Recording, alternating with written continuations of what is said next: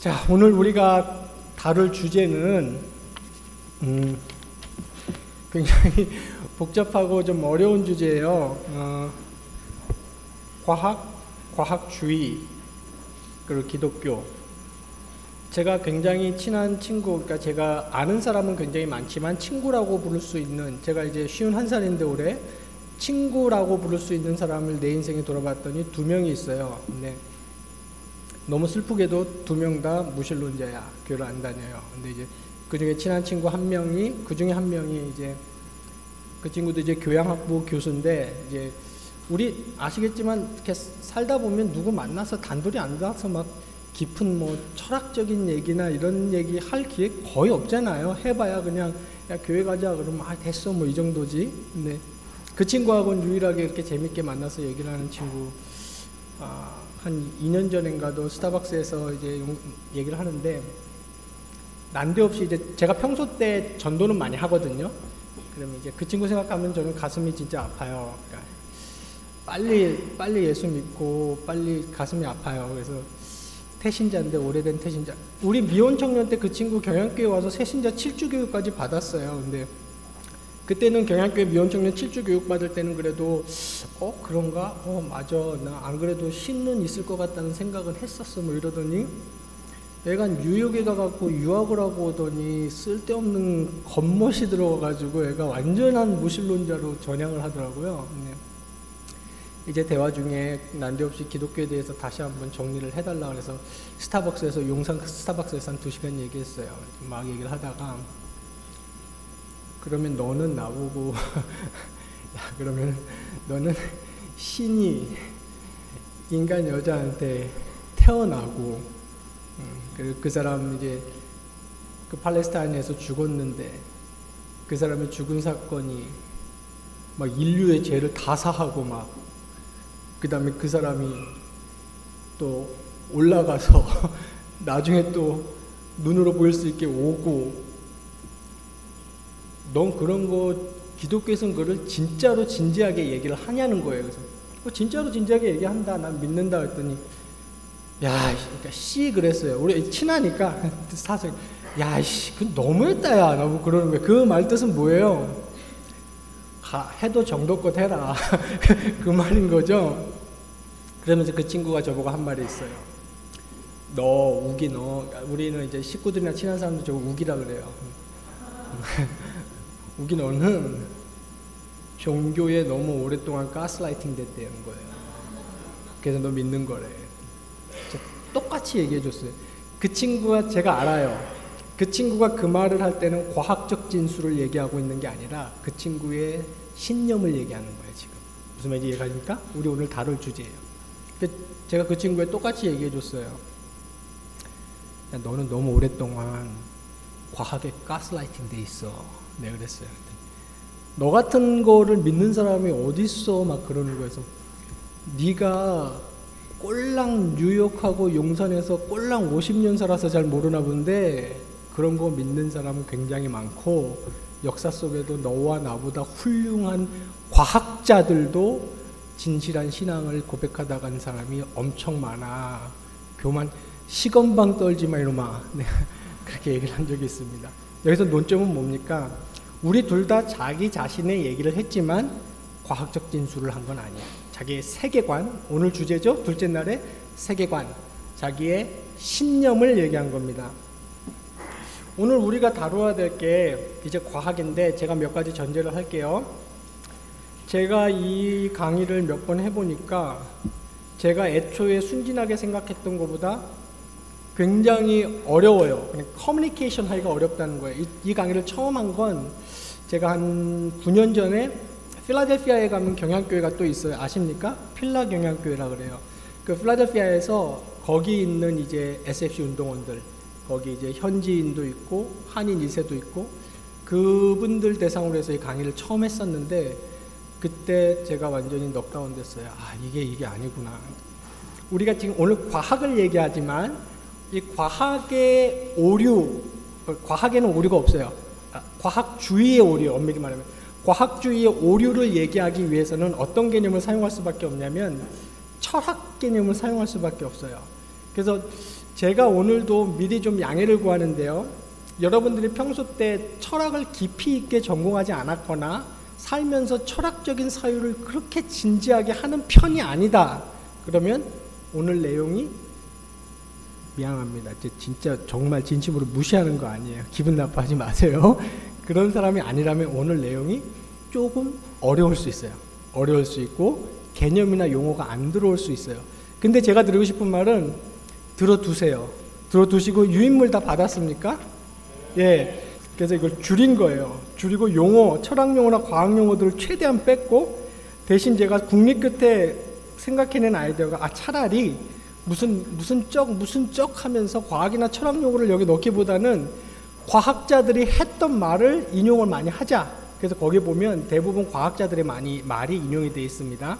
그래서 먼저는 오늘 강의가 조금 어려울 수도 있고 어떤 부분은 이해가 안 될 수도 있다. 그러나 일단 들어두시면 고맙겠다라는 거 하나 하고 그 다음에 오늘 강의의 결론은 끝까지 9페이지 끝까지 다 가야 이제 내릴 수가 있습니다.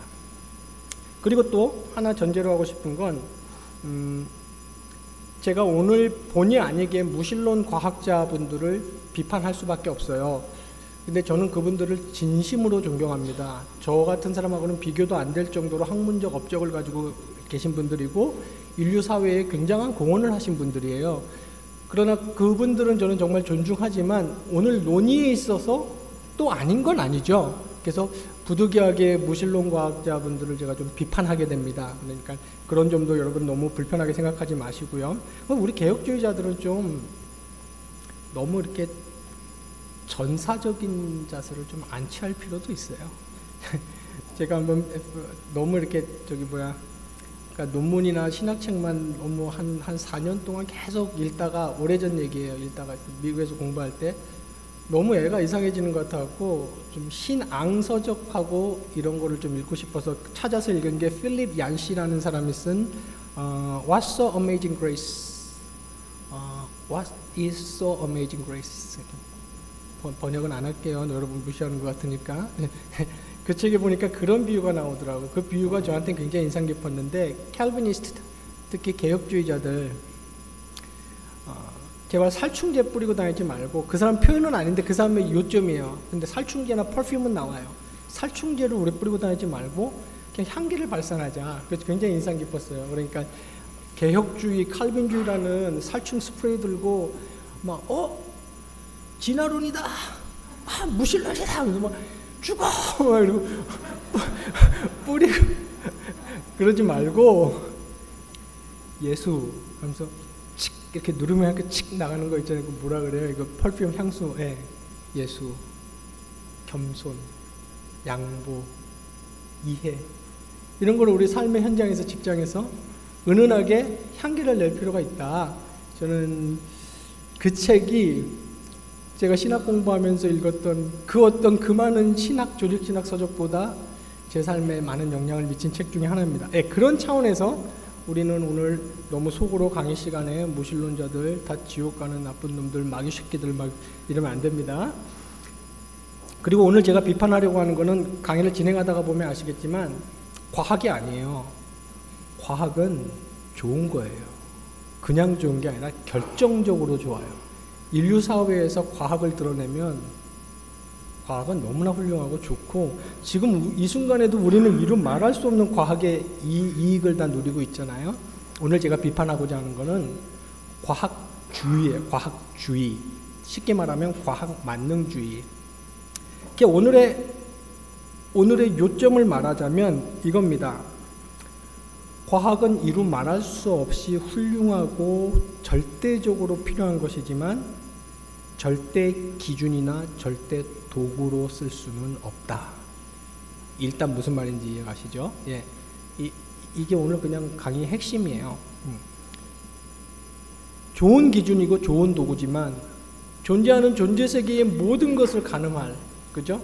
우리가 기껏 해봐야 존재세계에 뭘 알아요? 우리 뇌 속에 일어나는 일도 아직 다 발견 못했는데 지구 좀 알고 태양에 대해서 좀 아는 것 같아요. 네, 태양계가 뭐 어느 정도라는 거 알고, 그 다음에 이 존재세계의 끝이 어딘지도 몰라요. 갤럭시가 몇 개쯤 되겠다, 이 정도 겨우 발견한 것 같고요. 네. 그러니까 근데 이 과학이라는 유한한 도구를 들고 존재의 세계의 모든, 심지어는 진리성까지도 이걸로 다 하려고 탁 갖다 대 탁 된 다음에 여기 안 들어맞으면 허구야, 미신이야 이러면서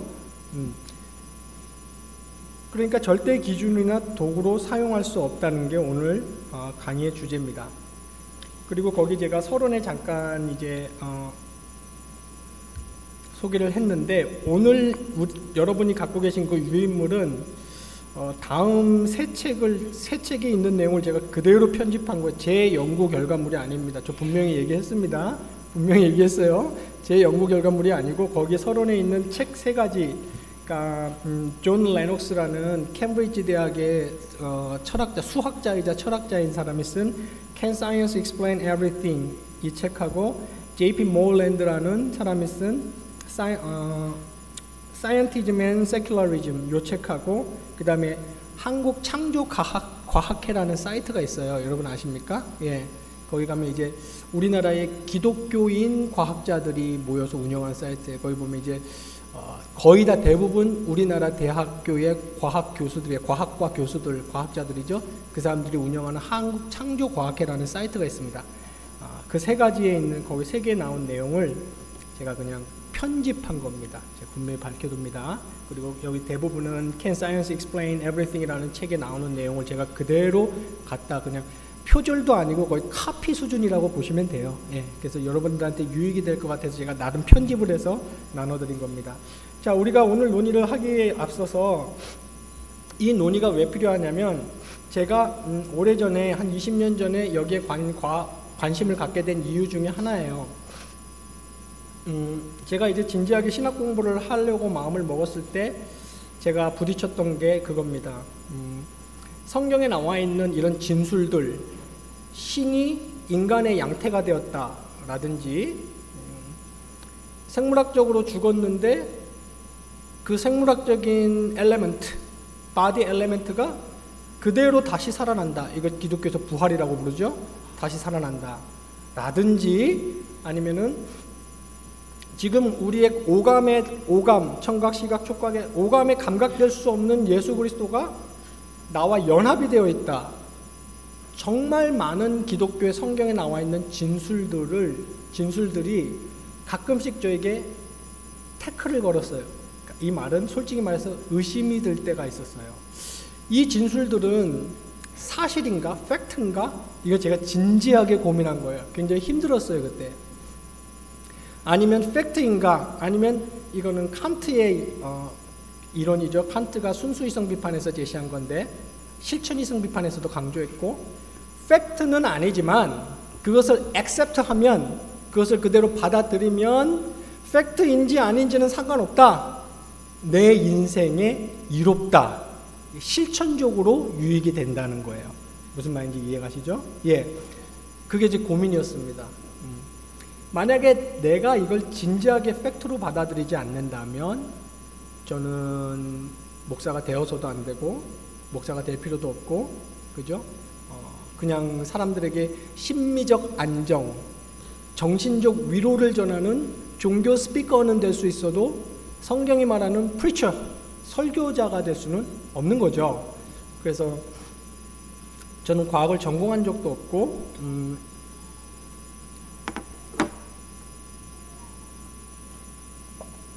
그때부터 이제 나름 몰두하기 시작했어요. 왜냐하면 제 스스로에게 답해야 됐어요.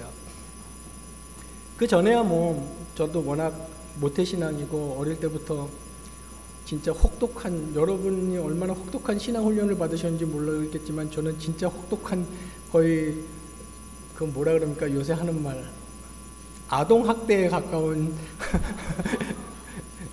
예를 들면 제가 5살이었는데 할머니가 아침에 성경구절 3개를 내줘요. 지금도 기억나. 진해교회 마당에서, 이제 경남 진해 출신인데 한 끼마다 그 성경구절을 외워야 제가 좋아하는 김 반찬을 열어줬어요. 그러니까 아동학대죠 거의. 그러니까 지금 뭐 제가 외우는 시편 23편, 시편 1편 이런 거 진짜 거짓말 아니고요. 그때 다 외운 거예요. 취학 전에. 그러니까 걔가 얼마나 힘들었겠냐고, 불쌍해 생각하면. 그렇게 자랐는데도요, 나중에 사회에 나가니까 그런 의구심이 들더라고요. 이 팩트인가? 이거 religious statement, 그냥 종교적 진술이야? 아니면 팩트야? 그런 진지한 그래서 저는 그때부터 진지하게 내 스스로에게 답하기 위해서 나름의 탐구를 하기 시작했어요. 본의 아니게, 정말 본의 아니게 과학 이론도 많이 알게 됐고요. 20년 동안, 지난 20년 동안 과학 이론도 많이 알게 됐고 과학 용어도 많이 알게 됐고, 네. 그래서 이제 제가 도달한 결론을 여러분과 나누기 위해서, 여러분들도 이제 저 같은 과정을 겪을지도 모르고 겪을 수도 있어서 지금 겪고 있을 수도 있겠고요. 그래서 저는 오늘 목표는 하나밖에 없어요. 그런 갈등을 하시는 분들이 계시면 큰일 나, 돌이켜 이러고 싶지 않아요. 그거는 제가 신학을 공부해 보니까 사람이 할 수 있는 일은 아니더라고요. 그러니까 사람이 예수 믿고 하나님 받아들이는 거는 바울이 얘기했어요. 논리나 변증으로 되는 게 아니에요. 여러분들 싸워봐서 알잖아. 싸우면 그때부터 논리는 온데간데 없어요. 네가 맞냐 내가 맞냐야 무엇이 옳으냐가 문제가 아니에요.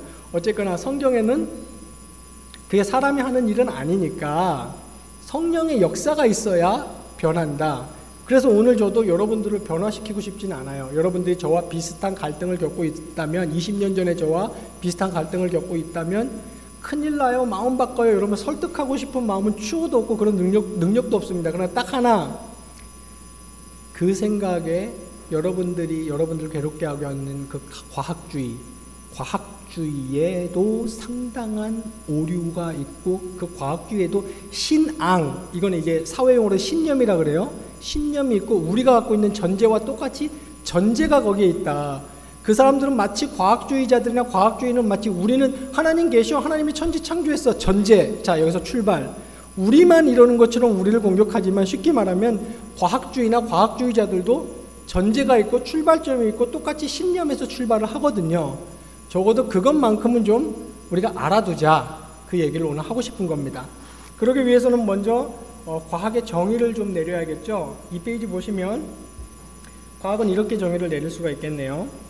자연세계에 관해 생각하는 한 방식으로서 관찰하여, 여기 중요한 표현이 거기 나왔죠. 한 방식으로서 관찰하여 설명을 찾고 그것의 검증을 위한 실험의 수행과 관련이 있다.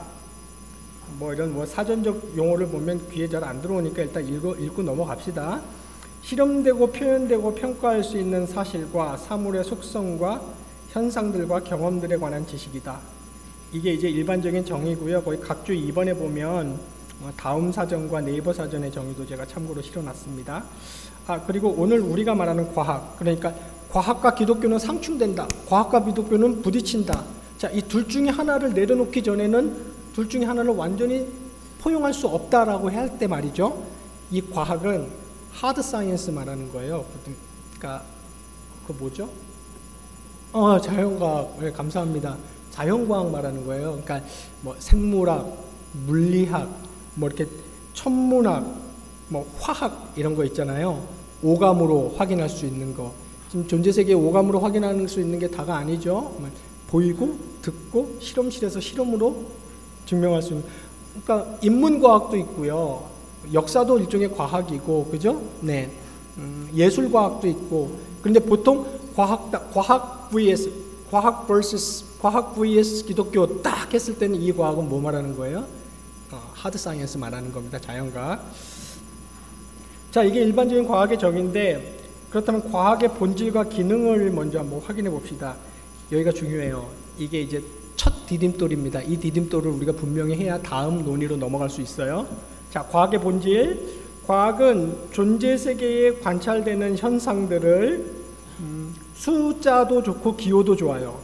언어의 형식으로 묘사해 준다. 그리고 또 그것을 바탕으로 해서 특정 현상에 관한 예측을 가능하게 하고 응용 개발을 가능하게 한다. 2번이 중요합니다. 2번을 잘 이해하세요. 2번을 잘 이해하려고 노력해 보세요. 과학은 현상을 describe, 묘사하여 공식화하고 그것을 apply, 응용하게 할 수 있지만, 자, 뭘 못한다는 거예요? expound, 설명하지 못한다는 거예요. 이 말이 쉬운 말은 아니에요. 그러니까 이해가 얼른 안 가더라도 그냥 좀 다음에 한번 생각해 보시고, 예를 들면 이런 겁니다. 거기 3페이지 위에 제가 중력의 예를 들어봤었는데 한번 읽어볼게요. 인간의 이성, 지능은 물체가 지구 중심부로 끌어당기는 힘이 존재한다는 사실을 발견했다. 과학은 이를 언어로 묘사해서 공식화했고, 또 그 숫자나 언어로 묘사된 그 원리 법칙을 가지고 활용하여 여러 분야의 창출과 발전을 이루게 했다. However, 제일 중요해. 토플 공부해봤어요? 토플 리딩 파트 공부해봤어요? However 진짜 중요해. 힌트. 질문 딱 읽다가 문제의 대부분 however 다음에 나와. 토끼가 뭘 뜯어 먹었습니다. 뭘 잘합니다. however. 거기서 문제 나와요. 하여튼 우리 however가 중요해. 그러나 과학은 중력이 언제 어떻게 거기에 있게 되었는지, 거기에 중력이 있는 의미는 무엇인지, 그리고 이거 진짜 중요하죠. 오전에도 제가 잠깐 얘기했죠. 중력이란 무엇인가에 관해서 expound, 설명해 주지 못해요. 즉 중력의 법칙이란 중력이 어떻게 작용하는지를 인간의 기호로, 그 언어든 숫자든 좋아, 인간의 기호로 묘사해 줄 수 있을 뿐 중력이 무엇인지는 말해주지 않는다. 더욱이 중요한 것은 과학은 과학적 설명, 그러니까 그 묘사, 설명 자체 안에서도 완전하지 않은 경우가 많다. 우리가 이것을 일단 첫 디딤돌로 듣고 시작하는 것이 중요하고, 지금 이러한 것들은 기독교 과학자들이 정리해 놓은 진술들이 아니에요. 일반 과학자들, 이성을 사용한 과학자들이 그래서 이때 과학은 중력을 이해하는 한 방식, 중력을 말하는 한 방법일 수는 있지만 그리고 중력을 설명하는 한 가지 도구일 수는 있지만 중력이 무엇인지에 대해서 다 말해주는 건 아니라는 것. 이거 그러니까 describe하고 apply 하지만 expound 하지는 못한다는 것을 이해하는 게 굉장히 중요합니다. 자, 두 번째 보시면 3번에 그럼 과학이 전제로 하는 게 있어요. 이건 뒤에 가서 좀 더 살펴볼 텐데요. 이걸 다른 말로 하면 과학이 가지고 있는 신앙입니다. 뒤에 좀 더 살펴볼게요. 이 표현이 좀 어색하세요? 과학이 신앙을 가지고, 이 말은 과학이 과학적 방식을 얼마나 좋아합니까? 과학주의자들은 과학적 방식에서 벗어나면 진리가 아니라 그러니까. 그런데 과학은 과학적 방식으로 입증되지도 않았고 지금 입증할 수 없는 걸 신앙하면서 시작해요. 그 세 가지로 정리하면 이렇습니다. 첫째가, 뒤에 가서 좀 더 자세히 할게요. 이건 인간이 이해 가능한 법칙 같은 질서가 세계에 존재한다. 이거는 과학자들로 하여금 탐구를 가능하게 합니다. 어떤 과학자가 지금까지 accumulate 된, 쌓여있는 과학 이론과 법칙을 가지고 또 무엇을 탐구하려고 나설 거 아니에요. 지금 대학 실험실에서도, 전 세계 대학 실험실에서도 어마어마한, 여기 실험실에서 연구했거나 해보지, 그 탐구하고 있는 탐구 행위는 무엇을 전제로 하고 있는 거예요? 여전히 어떤 질서, 여전히 규칙적이고 반복되는 어떤 질서가 존재할 것이라는 것을 신앙하는 거예요.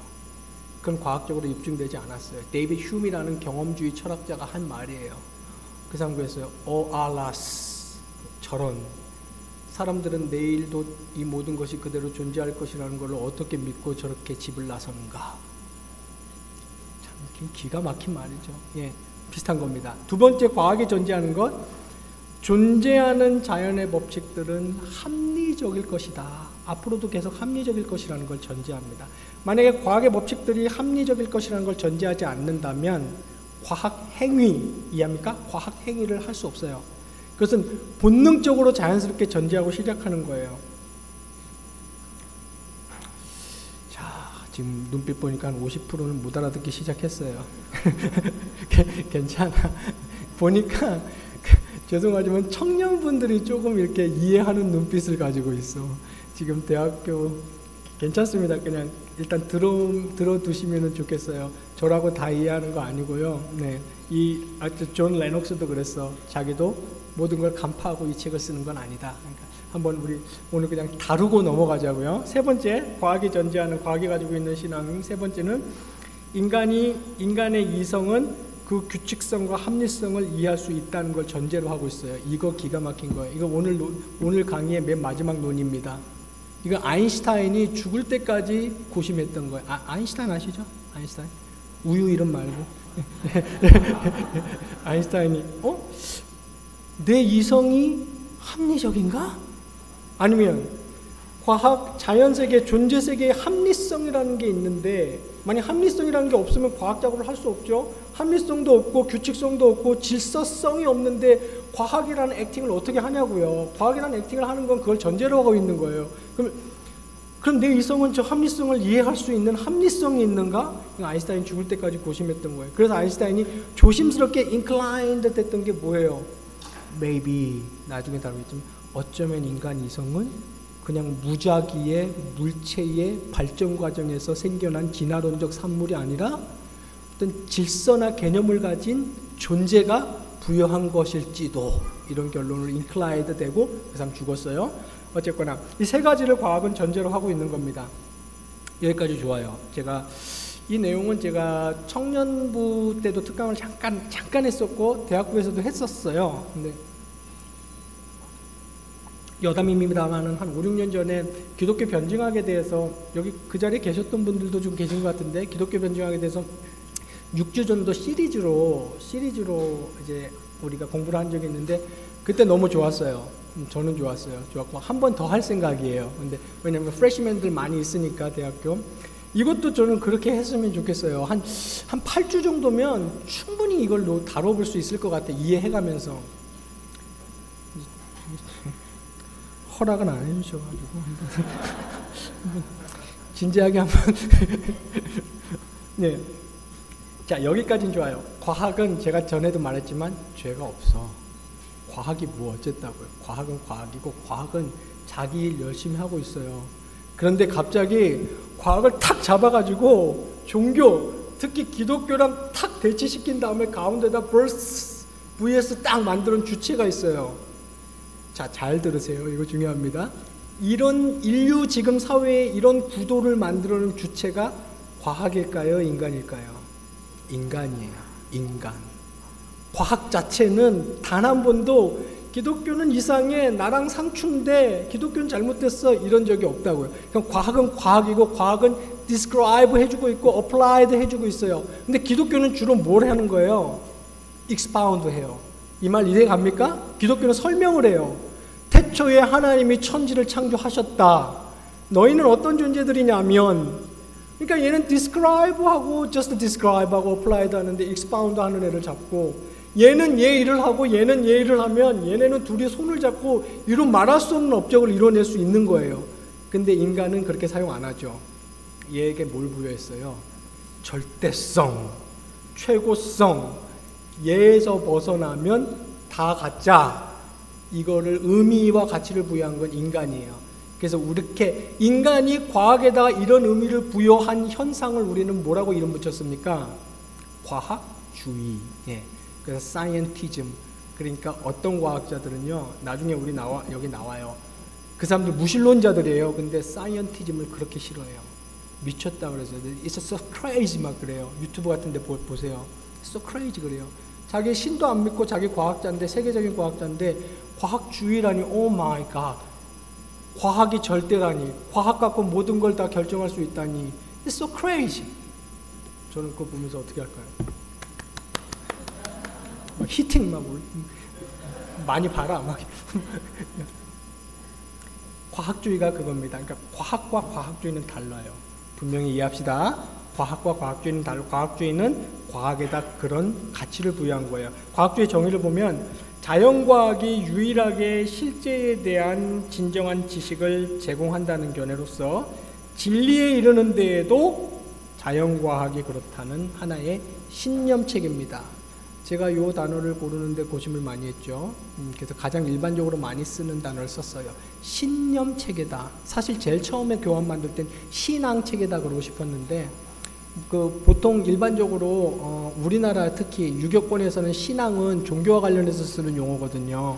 근데 원래 신앙이라는 용어가 종교에 국한된 용어는 아니에요. 근데 요거를 일반적인 사회적인 개념으로 쓸 수 있는, 우리나라에서 쓸 수 있는 일반 용어는 신념이니까 신념 체계로 봅시다. 저는 신앙으로 봐요. 저는 과학주의를 신앙으로 봐요. 우리가 믿듯이 믿는 거예요, 과학을. 그런 신념 체계입니다. 이 과학주의는 두 가지 종류가 있는데, 하나는 강한 과학주의가 있고, 거기 보시면 과학만이 진리와 합리성에 관한 유일한 패러다임이라는 견해, 이거는 스트롱하죠. 그 다음에 또 약한 과학주의라고 있어요. 그렇게까지는 안 보는데 과학이 유일하고 원해봅니다 이렇게까지는 안 보지만, 과학이 진리와 합리성에 관하여 다른 모든 인식 체계를 통제하고 아우르고 가장 최고의 위치에 있다고 보는 게 약한 과학주의입니다. 어쨌거나 어떤 약한 강한 어떤 것을 취하든지 과학에게 절대 가치를 부여할 건 맞아요. 자, 요 관점에 입각해서 얘기하는, 너무 이 세번이 많아가지고 이거 보는데도 보시면서 여기 그냥 몇 개 엄선해서 불러놨는데, 스테판 와인버그라는 노벨 물리학상을 수상한 사람이 자기 뉴 사이언티스트라는 자기 책에서 이렇게 썼어요. 책이 아니고, 세상은 종교라는 오래된 악몽에서 깨어나야 한다. 종교가 사람들을 자각하지 못하게 하기 위해 우리 과학자들은 할 수 있는 일을 다 해야만 한다. 사실 여기 우리 과학자, 여기서부터 전체주의에 우리가 수능 공부해봐도 오셨죠? 오류. 우리 과학자에게 전체주의의 오류에 이미 요 쌤은 오류예요. 그리고 눈에 들어오시죠? 네, 오류라고. 왜 우리 과학자야? 내 주변에 있는 제가 아는 과학자들 중에 예수 때 십자가와 부활을 믿는 서울대학교 천문물리학과 교수도 계신데 왜 우리 과학자예요? 어쨌거나 우리 과학자들은 할 수 있는 일을 다 해야 한다. 이렇게 하는 것이 문명에 대한 최대의 기회일 수 있다. 이렇게 말을 했네요. 그런데 이제 보면 1901년부터 2000년까지 노벨상을 수상한 과학자들을 조사해 봤더니, 거기 이제 노벨상 100년이라는 2005년에 출간된 책이 있는데, 노벨 수상자의 60% 이상이 진시황 크리스찬인들이었어요. 이건 이제 연역적 반증이죠. 죄송합니다. 귀납적 반증이죠. 귀납적 반증이라는 걸 아시죠? 60% 이상이 진실한 크리스찬이었다. 그리고 또 하나 이런 예를 들 수 있어요. 똑같은 영국 캠브리지 대학교에 똑같은 이제 포지션 교수들도 이런 타이틀이 있잖아요. 무슨 포지션에 있는 석좌 교수인데, 17세기에 여러분 잘 아시죠? 아이작 뉴턴, 중력이라는 그 존재가 존재 세계에 있다는 거를 이렇게 세계 처음으로 이렇게 소개한 사람이에요. 아이작 뉴턴. 그 다음에 스타판 호킹이라고 아세요? 스티븐 호킹? 휠체어에 앉으셔가지고 이렇게 좀 몸 불편하신 분 보신 적 있습니까? 예, 그분 이제 얼마 전에 작고하셨는데, 똑같은 분야에 똑같은 학교에 똑같은 포지션에 있는 교수였지만 아이작 뉴턴은 자기가 발견한 그 과학의 법칙과 자기가 갖고 있는 기독교 신앙과의 갈등을 전혀 느끼지 않았어요. 근데 이 스테반 호킹은 뭐라 그랬냐면, 거기 보시면 과학과 하나님 둘 중에 하나를 선택해야 된다, 인류는. 이렇게 얘기를 했어요. 그러니까 제가 아까 얘기한 대로 이거를 선택하면 이거를 선택 못 한다는 거예요. 이걸 진지하게 받아들이면 기독교를 진지하게 받아들일 수 없다는 거죠. 이것도 귀납적 반증이에요. 이것도 뭘 의미합니까? 이걸로 미뤄보면 일단 우리가 내릴 수 있는 것은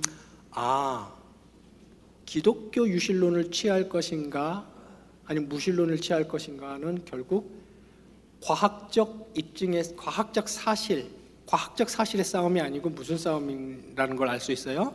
세계관의 싸움이에요. 그 개인이, 그 사람이 과학자든 뭐든 그 개인이 갖고 있는 세계관의 싸움이구나라는 걸 알 수 있어요. 어떤 사람 저보고 이렇게 해요. 실제 이런 말을 한 사람이 있어요. 그러니까 사석에서 한 거예요. 사석에서 저보고. 그 사람은 17세기 사람이고 이 사람은 21세기 사람 아니냐. 지금은 과학이 비약적으로 발전했기 때문에 이 사람의 말이 더 신빙성이 있는 게 아니냐. 근데 그 논리를 쓴다면 21세기에도 신빙성을 부여할 수 없어요. 왜냐하면 이 말을 한번 잘 들어보세요. 우리 최첨단 과학 문명의 시대라고 얘기를 하잖아요. 최첨단 과학 문명의 시대를 살지 않은 인류는 단 한 사람도 없어요. 모든 인류는, 모든 지역의 모든 인류는 다 최첨단 과학 문명의 시대를 살았어요. 아십니까? 우리 500년 전에 사람들 이렇게 보면서 그러잖아요. 그때 사람들 코페르니쿠스나 갈릴레오가 나타나기 전에는 최첨단 과학자들, 그 당시에 르네상스 르네상스 우리가 진리의 빛을 발견했어 막 그러면서 막 최첨단 과학자들이 아리스토텔레스 이론을 그대로 갖고 뭐라고 주장했어요? 과학적 진술서들 다 보세요. 지구는 이렇게 있고 이렇게 태양이, 이게 과학적 진술이었어요. 그 당시 최첨단 과학 문명의 시대에. 근데 갈릴레오나 이런 사람들, 코페르니쿠스나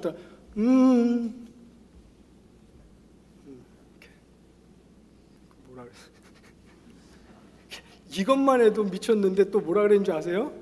이렇게 이것도 하면서 이것도 완전히 미친 거지. 근데 그때 500년 전에 최첨단 과학 문명의 시대에 아리스토텔레스적 위대한 진리체계 아래서 최첨단 르네상스적 과학 문명을 구사했던 사람들의 말이 틀렸어요. 그럼 또 혹시 알아요? 과학적 사고로 합시다. 우리 과학적 사고로. 그럼 지금 우리는 21세기에 살기 때문에 이들보다 낫다고 말할 수 없어요. 우리 말이 맞다고 말할 수 없는 게 또 500년 후에는 똑같은 일이 일어날 수도 있는 겁니다. 이해 가십니까? 그러니까 만약에 그런 논리를 핀다면 그것은 죄송하지만 굉장히 비과학적인 논리예요. 나중에 얘기했지만 이유가 뭔지 아십니까? 과학은 열려 있어요. 과학은 닫힌 체계가 아니에요. 과학은 여러분 잘 아시죠? 수정돼요. 보완되고 더 중요한 건 발전합니다. 이건 겸손하게 받아들여야 돼요.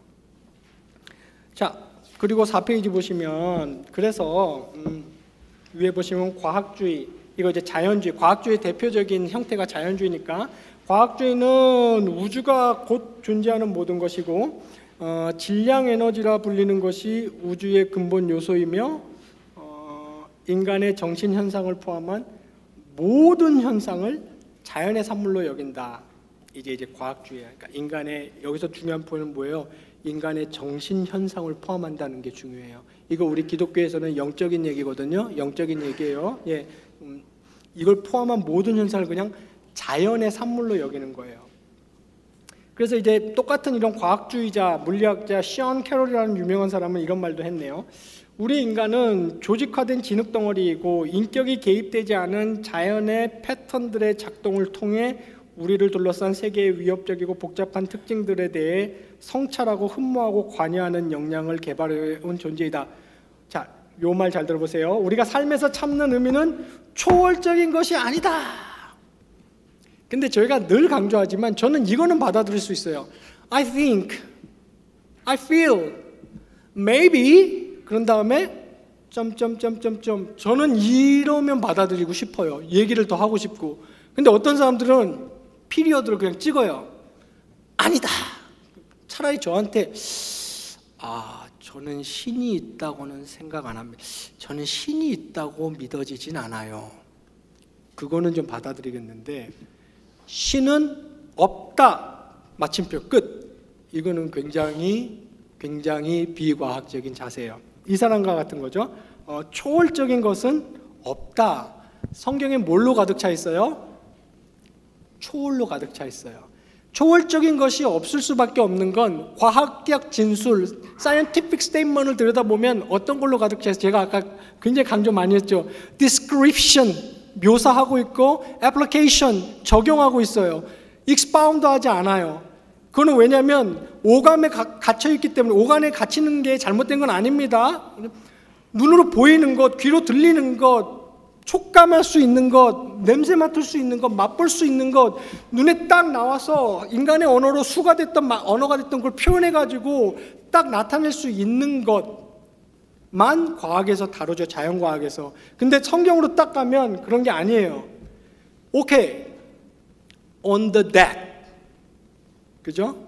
이거 nor 아니에요. 이거 아니고 저리 가. 자, 성령, 이게 아니고 on the dead. 무슨 말인지 이해 가시죠? 네, 거기에다가 그게 다가 아니다. 그때부터 또 다른 세계를 설명한 인간의 의식 경험, 인간의 존재성, 인간의 heart, mind. 마인드가 어디 있어요, 여러분? 마인드 과학적으로 증명됐어요? 누가 이거 증명하면 대박. 제가 장담하는데 돈반석이 안 씁니다.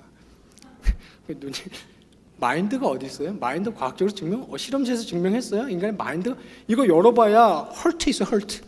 심장 있겠지. 펌핑 하겠죠. 피 돌겠죠. 이거 열어봐야 뭐 있어요? 후두 마인드가 어디 있어요? 근데 인간은 알아요. 아는 정도로 확신해. 마인드가 있어요. 마음이 있어요. 카르디아. 성경 그 얘기예요. 그 얘기. 너희 카르디아 중심에 그 얘기를 하는 거예요. 마찬가지예요. 사랑. 저는 우리 집에 우리 아들한테 미안하지만 전 딸을 너무너무 사랑해요.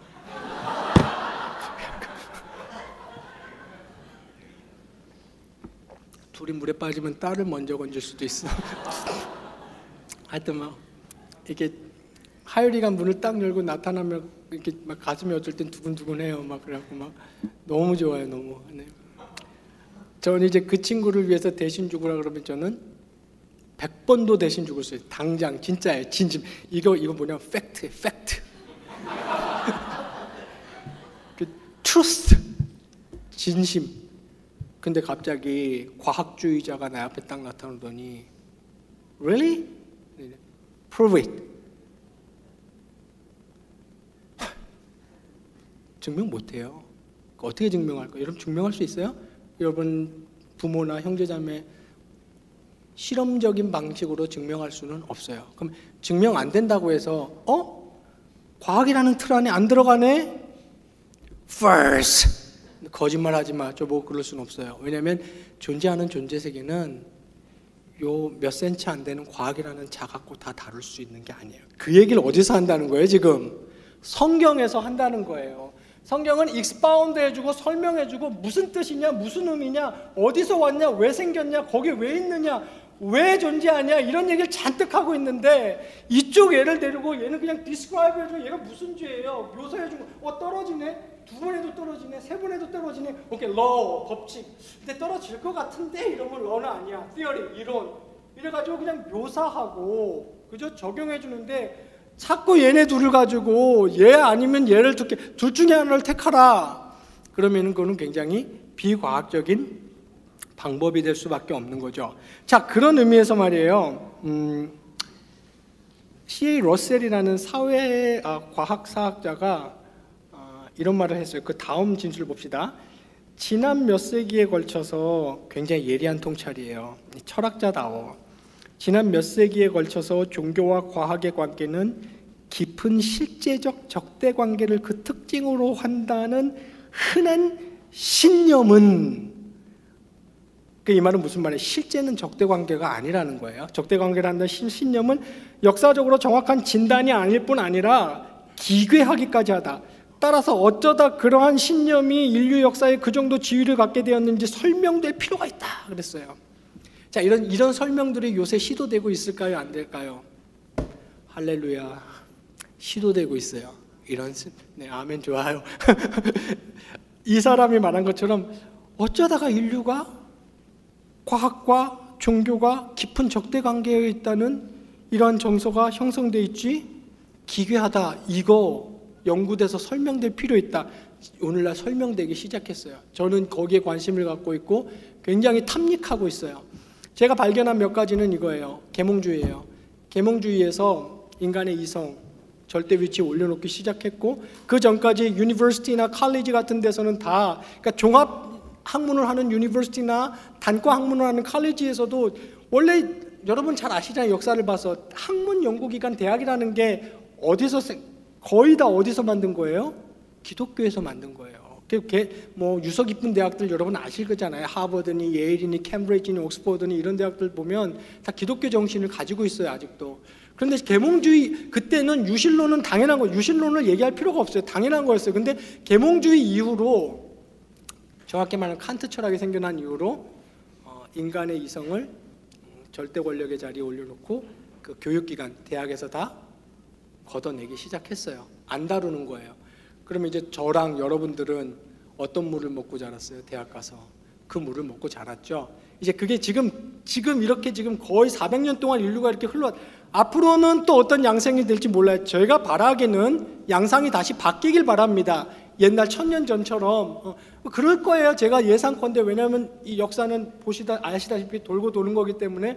근데 안타깝게도 적어도 우리가 지금 사는 이 시대에는 그런 양상이 돼버렸어요. 이런 게 하나 있고, 그 다음에 매스미디어의 발달이에요. 매스미디어가 발달하면서 이러한 정서들, 과학과 기독교, 과학과 종교가 대결 구도에 있다는 정서들을 기본 전제로 해놓고 그냥 프로그램들을 시작해요. 드라마, 영화, 뉴스, 예능, 그거는 종교적인 얘기를 하려고 그러잖아요. 그러면 하면 안 돼. 교회 가서 해야 돼. 교회 가서. 여기서 하면 안 돼. 그런 정서를 매스미디어가 좋은 건 아니야. 옛날에 속이 편했죠. 일본에서 쓰나미 나와서 몇 명이 죽었는지 어떻게 알아. 근데 요새는 1초 만에 날라와. 몇 명 죽었다고 뭐 이거 하나 꺼내서 열면 다 보여요. 어쨌거나 그런 게 지금 그런 논의들이 활발하게 이루어지고 있습니다. 이 사람의 말이에요. 그건 설명될 필요가 있어요. 맞아요. 그게 과학적으로 그렇게 대결 구도에 있다는 게 입증되지도 않았는데 어떻게 그렇게 진리처럼 전제가 됐냐. 적어도 우리 사는 이 시대에는 그래요. 앞으로는 안 그렇게 되길 바랍니다만은 그래서 설명될 필요가 있습니다. 자, 그래서 세 번째 논의는 보시면 과학주의와 관련하여 알아들어야 할 사실들을 제가 두 가지로 전제해 봤습니다. 그래서 말인데요. 이 사실을 우리는 알아둘 필요가 있어요. 지금까지 그냥 간략히 정리한 이 개념들을 바탕으로 과학주의의 주장은 과학적 사실이 아닌 하나의 세계관이다. 이걸 우리는 분명히 할 필요가 있어요. 그러니까 과학이 아니에요. 다시 말하지만 과학주의의 주장을 말하는 겁니다. 과학은 진리와 합리성을 설명하는 훌륭한 한 방식이며 유일하거나 최고의 방식은 아니다. 즉 과학이 진리에 이르는 유일한 길은 아니라는 것. 또 두 번째는 과학은 과학주의의 주장이 사실이라는 과학적 입증을 하지 못했다는 점.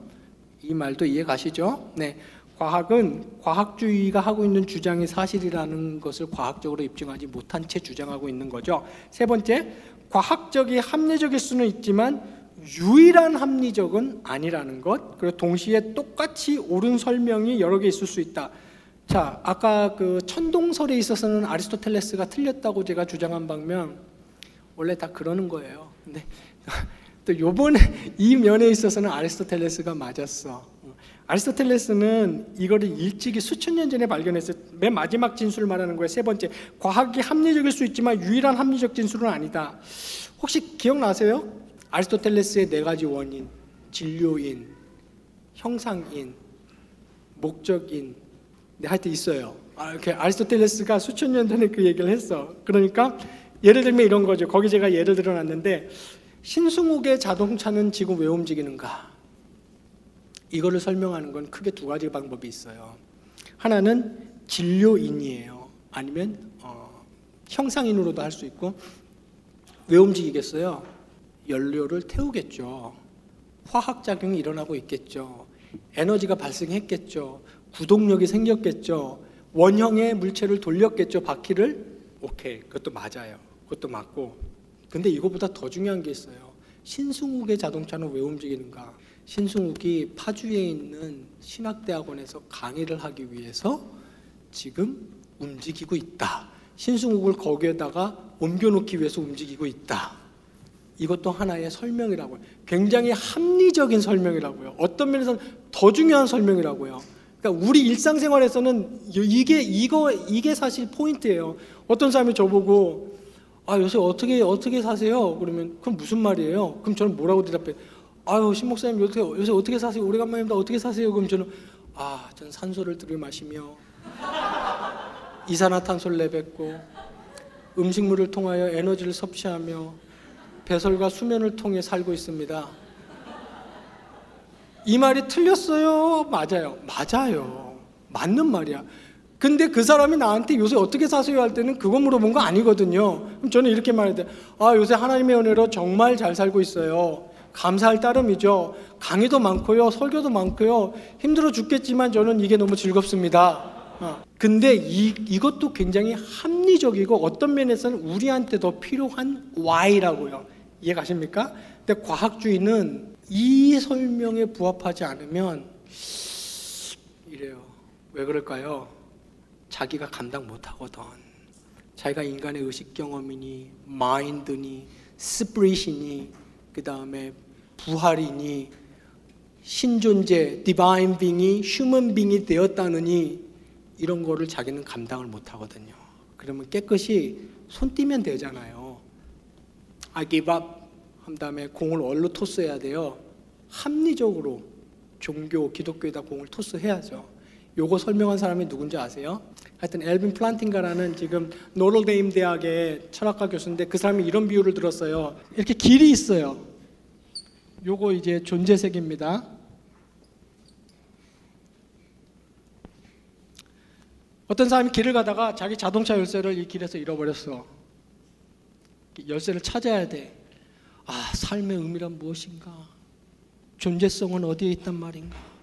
찾잖아요. 똑같아. 내 키는 어디에 있단 말인가? 그래서 찾는 거야. 그게 의미예요, 키가. 근데 여기 가로등이 하나 있어요. 이 가로등의 이름이 뭐예요? 과학이에요. 그런데 이 가로등은 한계가 있어. 어떤 한계가 있어요? 이만큼만 비춰져. 이거 엘빈 플란팅가가 비유로 한 거예요. 네, 이만큼만 비춰져요. 이 과학이란 과학은. 제일 먼저 어떤 의미를 찾을 때 인간은 어디로 달려갈 수 있냐면 가로등 밑으로 달려갈 수 있어요. 그게 합리적이지. 무슨 말인지 이해 가십니까 지금? 예, 어떤 의미를 찾을 때 형이 상학적 의미를 찾지만 일단은 형이 하학적 방식인 자연과학으로 달려갈 수 있다고요. 찾아보는 거예요. 근데 자연과학에 해결 못할 수도 있죠. 어떤 거랑 똑같아요? 이 가로등에 불빛이 비치는 영역에는 그 키가 자동차 열쇠가 없어요. 없으면 과학적 사고를 하고 합리적 사고를 하는 사람이라면 어떤 결론에 다다르게 돼 있어요? 이 밑에는 없네. 그런 다음에 이제 어디로 가야 됩니까? 여기를 어떻게든 탐구해 나서 봐야죠. 무슨 말인지 이해 가시죠? 네. 근데 비과학적 사고를 하는 사람은 어떤 생각을 하겠어요? 이 가로등 밑에 없네. 그러므로 이 길거리에는 없어. 이런 결론을 엘빈 플란팅가 같은 비유로서 과학주의자들이 이런 행동을 하고 있는 것과 똑같다 그랬어요. 과학이라는 가로등 밑에서만 샅샅이 뒤진 다음에 여기에 없으면 존재 세계에 없다고 결론을 지어버리는. 자, 이러한 오류들 중에 하나를 더 스티븐 호킹이라는 아까 제가 소개해드렸던 그 훌륭한 분, 근데 안타깝게도 끝까지 예수 안 믿고 돌아가셨는데 얼마 전에 돌아가셨어요. 4페이지 밑에 보시면 이분의 진술 하나를 가지고 샘플링을 삼아서 한번 비판을 가해보는 겁니다. 이건 존 레녹스의 비판이에요. 5페이지 맨 위에 보시면 이 사람이 이렇게 얘기를 했네요. 중력과 같은 법칙이 존재하기 때문에 우주는 무로부터 스스로를 창조할 수 있고 또 창조할 것이다. 이거 이 사람의 유명한 베스트셀러 The Grand Design이라는 책에서 한 말이에요. 근데 이 진술을 보면 과학적 진술이에요, 아니에요? 과학적 진술이 아니야. 나중에 제가 정리해놨지만 여러분이 기억하셔야 됩니다. 혼돈하시면 안 되는 게 이것도 경향교에서는 제가 몇 번 소개했어요. 과학적 진술과 과학자의 진술을 동일시해서는 안 돼요. 과학자의 모든 진술이 다 과학적 진술은 아닙니다. 무슨 말인지 이해 가시죠? 과학자가 하는 굉장히 많은 진술은 그 과학자의 신념, 세계관을 나타내는 진술이에요. 방금 소개한 게 그런 것과 같아요. 과학적으로 입증되지도 않았고 증명할 수도 없는데 그렇다고 과학적인 옷을 입혀서 진술을 하는 거죠. 첫 번째 이 진술에서 볼 수 있는 것이 이제 자기 모순이에요. 예를 들면 중력과 같은 법칙이 존재하기 때문에라고 말하면서 이 호킹은 중력의 법칙을 이미 존재하고 전제로 하고 있죠. 이미 전제로 하고 있어요. 그거는 곧 무가 아니죠. 그러니까 여기서 자기는 무로부터 스스로를 창조해냈다고 얘기하면서도 자기 모순에 빠지고 있는 겁니다. 또 두 번째로는 이분이 법칙에 이렇게 훌륭한 세계적인 학자가 법칙에 대한 이해가 없었다고는 생각 안 돼요. 그런데 분명한 것은 이 법칙을 적용하는데 법칙을 가지고 자기 진술을 하는데 뭘 이해적인 방식으로 했다는 거예요. 예를 들면 이런 거죠. 법칙은 제가 아까도 설명했듯이 잘 한번 생각해 보십시오. 법칙은 인격도 아니고 기능도 아니고 에너지도 아니에요. 만약에 중력과 같은 법칙, 이거 이제 원서를 보면 A law like gravity 그랬어요. 중력과 같은 법칙은 이 말이 설마 이런 과학자가 중력과 같은 법칙, 그냥 중력이, 이 말을 중력과 같은 법칙이 이렇게 표현했겠지라고 보아 넘길 수도 있는데, 이 사람이 한 다른 많은 진술들을 보면 법칙을 말한 게 맞는 거예요. 이론이나 법칙들이 존재케 한다는 식으로 말을 하고 있는 것이죠. 그런데 여러분, 중력의 법칙, 중력의 이론이 어떤 걸 존재케 하진 않아요. 존재하는 것을 묘사해 줄 수 있을 뿐. 이런 것과 같죠. 골프공이 날아가요. 골프공이 날아가는 걸 가지고 뭘 가지고 설명할 수 있어요? 에너지의 법칙, 그죠? 운동의 법칙 가지고 설명할 수는 있어요. 근데 그 법칙이 골프공을 날아가게 한 건 아니야. 근데 이 사람은 그런 식으로 얘기해요. 중력과 같은 법칙이 거기 있었기 때문에 무로부터 유가 창조되었다. 이렇게 얘기를 함으로써 굉장히 비과학적인 진술임을. 근데 이런 비판들을 이 사람이 들었어요, 안 들었어요? 엄청 들었어요. 저는 이런 토론도 많이 봤는데 대답이 있어요, 없어요? 없어요.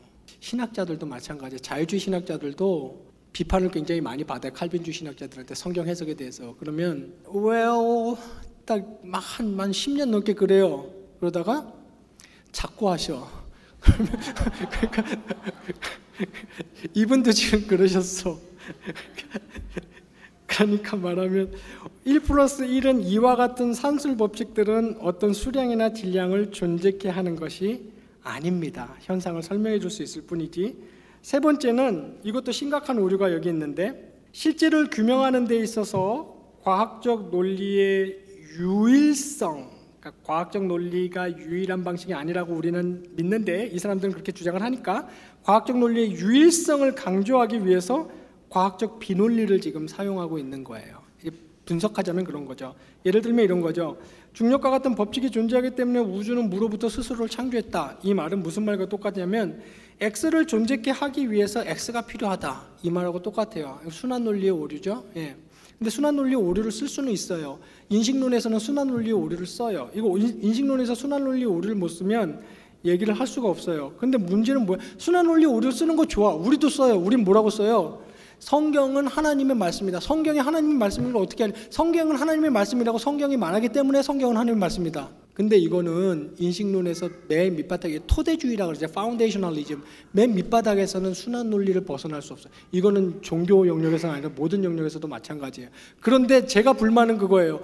자기들도 쓰면서 왜 우리가 성경이 그렇다고 순환 논리를 쓰면 우리 갖고 순환 논리 오류라고 우리만, 자기들은 마치 굉장한 논리적인 과학적인 입증이 서 있는 것처럼. 무슨 말인지 이해 가시죠? 저의 답답함을 이해하시죠? 감사합니다. 이런 거죠. 인식론, 사람이 인식체계 무엇을 알잖아요. 인식한다. 그러면 이제 진짜 제일 곤란한 질문이 뭐예요? 정말 살면서 듣고 싶지 않은 말. How do you know that? 그거 여러분 간단한 질문인 것 같죠? 그게 답하기 쉬운 질문이 아니에요. 예를 들면 제가 뼈저리게 경험한 적이 있어요. 하주가 6살 때예요. 제가 밥 먹는데 얘가 자꾸 다리를 너무 떨길래 다리 떨지 말라 그랬어요. 이제 저는 그냥 걔는 이제 4살 때 미국을 갔으니까 한국말을 그때 잘 모르니까. 근데 다리 떨지 마 그러면 막 이렇게 하다가 계속 또 떨지 마. 그랬더니 Why, Daddy? 딱 그러는 거예요. 그래서 What's wrong with me? 딱 이게 학교 가서 자기 이게 좋은 말로 하면 자기 소신을 밝히는 거지만 그 어른한테 대드는 거거든요. 학교 가서 이런 것만 배웠어요. Why, Daddy? What's wrong with me? 막 왜 안 되는데? 왜 다리 떨면 안 되는데? 근데 밥 먹을 때 다리 떨면 안 되는 거야, 하주야. 근데 하주가 그때 한 말이에요. How do you know that? 그때 제가 말문이 막혔을까요? 안 막혔을까요? 막혔어. 쇼크를 받았어요, 제가. 진짜. 왜 밥 먹을 때 다리 떨면 안 되지? I never used to hate anyone. 난 아무도 귀찮게 하지 않았어, 아빠. 나보고 막 그러더라고. 그래서 그러네.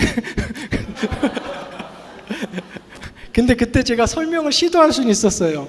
무슨 설명이냐면, 봐봐, 우리 사회가 갖고 있는 정서라는 게 있어. 한국 사람들의 정서는 식사 때 다리를 떨면 불편해지는 정서가 있어. 근데 그거 5살짜리한테 얘기를 하면 돼요, 안 돼요? 못 알아들어요. 그래서 제가 그때 또 깨달은 게 있어요. 이래서 옛날에 어른들이 나한테 하지 말라면 하지 마! 그랬구나. 그거 진짜 좋은 교육 방식. 진짜 제 애를 키우니까 이해가 가더라고. 설명해 줄 수는 있는데 해봤자 얘하고는 커뮤니케이션이 안 돼. 그래서 그냥 하지 말라 하지 마. 그냥 나도 그 말을 했어. 하여튼 중요한 질문. How do you know that? 당신 그거 어떻게 알아? 이거 정말 무서운 질문이거든요. 근데 이제 그게 이제 인간의 인식 체계. 그거 어떻게 알지? 어떻게 알지? 그러면 이제 파운데이셔널리즘, 토대주의라 그래가지고 굉장히 고전적인 건데 적어도 21세기까지는 가장 인기 있고 설득력 있는 이론입니다. 이 knowledge를, 지식을 가지고 있어. 인식을, 사람이. 이거 어떻게 알아요? 이걸 바탕으로 하는 거예요. 그 다음에 또 이 knowledge를 가지고 이거 어떻게 알아요? 이걸 바탕으로 했어요. 이 체인 커넥션으로 내려가겠죠? 어딘가 맨 밑에서 순환 논리를 사용할 수밖에 없어요. 무슨 말인지 이해가십니까? 얘가 최고의 권위고 최저의 권위고 가장 토대가 돼. 여기서부터 그냥 출발하는 거예요. 그래서 여기는 뭐라고 설명하냐면 오류 불가능한 인식, 감각에 자명하다 그래요. 이 감각에 자명하다 그러면 이 말이 멋있잖아요. 여러분 사상이나 철학 공부할 때 이런 거에 넘어가시면 감각에 자명하다 얼마나 멋있어. 근데 곰곰이 생각해보면 이게 무슨 말이에요? 내가 그냥 그렇게 느껴진다는 거예요. 예. 감각에 자명한 거는 되게 상대적이에요. 어떤 사람이 신존재가 내 감각엔 자명해요. 근데 어떤 사람에게는 자명 분명하지 않을 수 있거든요. 그건 난 그렇게 느껴진다는 거예요. 근데 그 방식, 이런 순환 논리의 오류를 여기서는 쓰면 안 돼요. 이거 어떻게 알아? 얘가 그렇다고 얘가 말해 그러니까 얘야 이러면 안 돼. 법정에서 그러면 안 되겠죠. 나는 범인이 아니에요. 어떻게 범인이 아닙니까? 나는 범인이 아니기 때문에 범인이 아닙니다. 이러면 법정에서는 그런 거 안 통해. 법정에서는 이 순환 논리의 오래 토대주의를 사용하지 않아요. 과학에서도 사용하지 않지만 일반 커뮤니케이션 할 때는.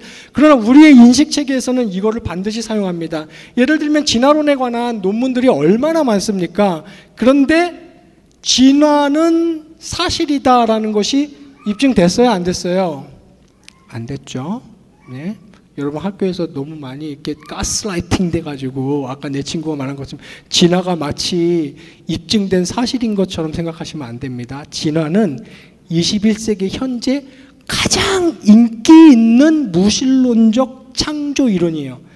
발생 이론이 이론. 무슨 말인지 여러분도 잘 아시겠지만 거기에 미싱 링크가 굉장히 많아요. 그래서 우리 보고 그러잖아요. 이 미싱 링크를 이해하는데 그래서 God of Gap이라고 들어봤어요? 간격의 하나님. 그래갖고 과학으로 설명 못하면 기독교인들은 무조건 거기다 하나님 집어넣어가지고 뭐 섭리니 뭐 어쩌니 그런다고 비판받는데 그건 자기들도 마찬가지거든요. 어쨌거나 예를 들면 그런 거죠. 진화는 사실이 아니야.